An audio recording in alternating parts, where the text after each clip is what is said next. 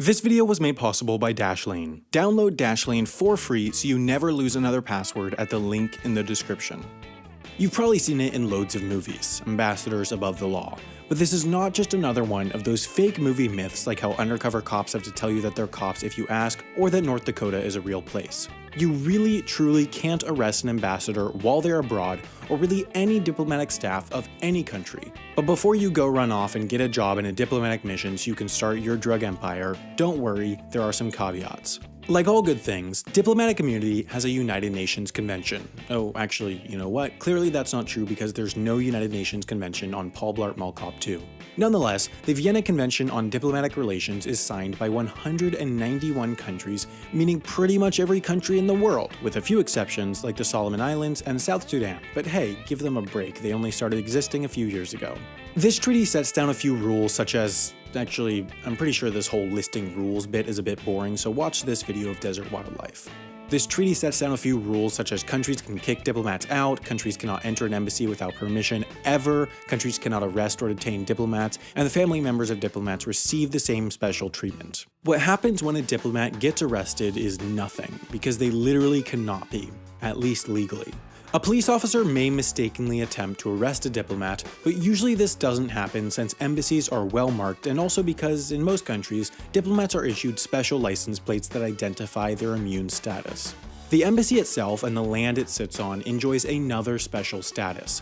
Basically, the countryness of which country a country's land is in lies on a spectrum, with the far left being the US and the far right being France. A US embassy in France sits around here. There are places further to the left on this spectrum, like the US Military Cemetery in Normandy, France, which is not part of the US legally, but is a perpetual tax-free concession to the US from France, while the embassy on the right is not part of the US, even if US laws apply. This is actually a major misconception. While the laws of the origin country apply in an embassy and they cannot be entered by the host country, embassies are still part of their host country. I know, reality is a lot less interesting than internet folklore, but the whole rule about not entering an embassy is concrete and non-negotiable. If a country enters another country's embassy forcefully, it is considered an act of war.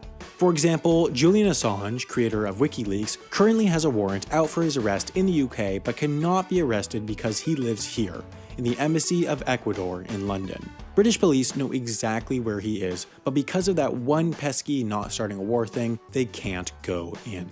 Julian Assange can't leave the embassy without getting arrested, but when diplomats leave embassies, they sort of have a floating bubble of legal protection around them as if they were still in their embassy. If a diplomat had committed a crime sufficiently bad though, say murder, their country would likely waive their diplomatic immunity in order to not be viewed as being pro-murder. Most countries, and half as interesting as an institution, are staunchly anti-murder. If a country refuses to waive their diplomat's immunity after a crime, they might recall the diplomat to avoid embarrassment. But if the country of origin truly does nothing after a crime, the host country can kick diplomats out even with their immunity. Just as diplomats have little bubbles of political protection wherever they go, diplomatic pouches do too. It's definitely another movie cliche, but embassies and ambassadors often send materials to and from their home countries through diplomatic pouches which are, just like the embassy, legally impenetrable. These are often entrusted to a diplomatic courier who generally takes the pouch on a commercial flight, but at the airport, the pouch cannot be x-rayed by security, and at customs, it cannot be searched. Oh, and do people use these bags to smuggle drugs? Of course people use these bags to smuggle drugs. Sometimes people will make fake diplomatic pouches, while other times diplomats will use real diplomatic pouches for what would normally be illegal activities. Just imagine that, government officials taking advantage of their positions. If you want to create a fully legal diplomat drug smuggling ring, you'll probably need to sign up for an email account, run a website, set up frequent flyer accounts, manage online bank accounts, and remembering all those passwords can be tough. Any security expert will recommend having different passwords for different accounts, but honestly, what I really love about Dashlane is how convenient it is. It stores all your passwords in one super secure place and then autofills them on websites so you never have to spend time guessing what a younger you thought a good password would be.